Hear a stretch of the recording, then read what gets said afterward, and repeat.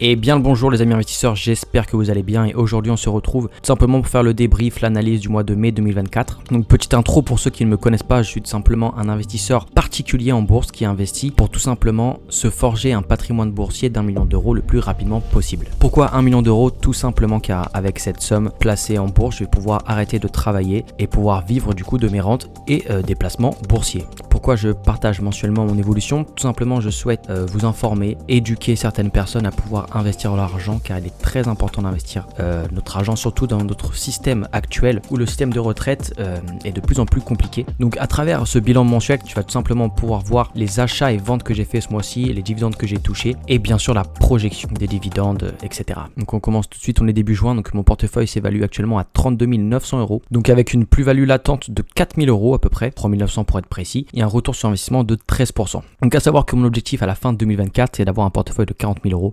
Donc on est à 82% de cet objectif, donc ça fait super plaisir. Donc maintenant on va aller voir les mouvements. Donc à savoir qu'il y a eu énormément de mouvements. Donc pour ceux qui me suivent depuis longtemps, je possède deux brokers, donc eToro et Interactive Broker, et je suis en train de transférer tous mes fonds sur le broker eToro, sur Interactive Broker. C'est donc pourquoi, si on va du coup voir les ventes, donc j'ai tout simplement liquidé toutes mes actions en négatif sur eToro. Donc on a la vente de 3M, American Tower, Starbucks, AGNC, PayPal, UPS, Pfizer, Nike, Realty Income, Rio Tinto, Comcast, McDonald's, Air Product. Donc habituellement, voilà, il n'y a pas autant de ventes. Je n'ai pas eu le courage d'écrire toutes mes positions, mais tout simplement, ils sont tous à perte. Hein.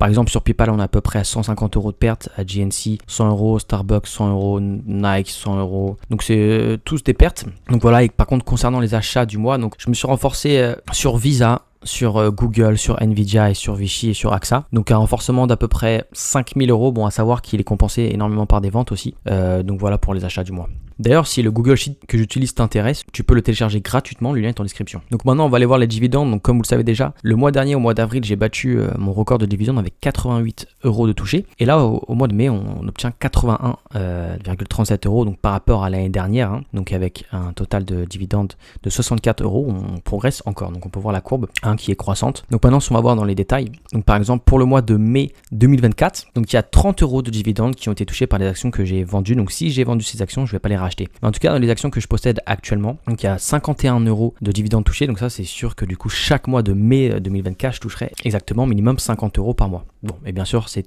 amené à progresser au fur et à mesure que je renforce mes positions. Donc maintenant on va se rendre aussi sur le site Morning, donc j'ai aussi mon portefeuille en public, hein. Tu peux le trouver, le nom c'est Invest Club.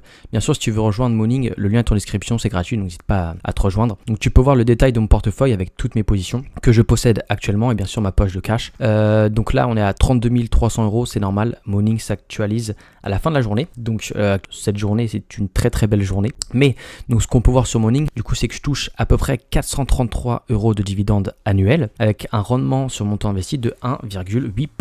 Donc ce qu'on va pouvoir voir c'est le calendrier des dividendes. Donc, comme vous pouvez le voir, on a avril et mai où là donc c'était à peu près 82,96 euros. Donc c'est à peu près ce que j'ai touché en fait finalement, c'est assez close, c'est assez proche en tout cas les résultats qui sont sur Morning, mais on peut voir du coup dans les mois prochains donc ce que j'ai touché. Donc on peut voir voilà 26 euros, 30 euros, etc. Donc on peut voir que le mois d'août va être un peu léger, mais en tout cas ce n'est pas pour ça que j'investis. Mon objectif principal est de faire fluctuer mes actions, donc qu'elles possèdent de plus en plus de plus-value avec un retour pour pouvoir justement atteindre le plus vite possible le million, le palier du million. Donc voilà, donc ce qui est aussi super intéressant avec Morning, c'est qu'on va pouvoir projeter les dividendes. Donc actuellement, je ne l'ai pas précisé au début, mais j'investis 1100 euros par mois. Donc on va prendre les 20 prochaines années, on va réinvestir les dividendes et on va mettre à jour. Donc juste ici en dessous, tu vas voir sur le graphe combien de dividendes tu toucheras par an.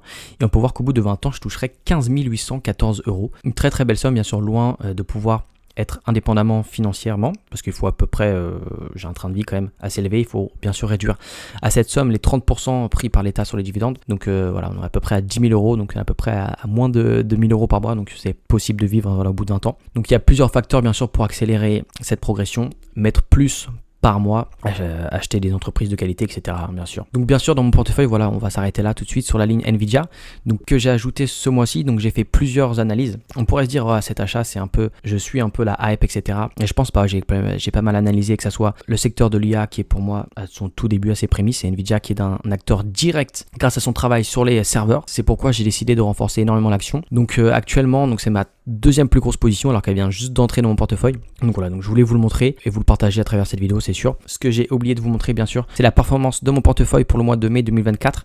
Donc il a fait moins 3,53% alors que le SP500 a fait moins 1,84%. Encore un mois où je ne bats aucun des 3 indices de référence. Donc voilà, c'est pourquoi d'ailleurs j'ai décidé de virer toutes mes actions en plus-value que je compte pas renforcer, que j'attendais juste, je ne sais pas ce que j'attendais. Mais là c'est fait, ils sont tous dégagés. Et là je vais vraiment me concentrer à me renforcer sur les actions de qualité.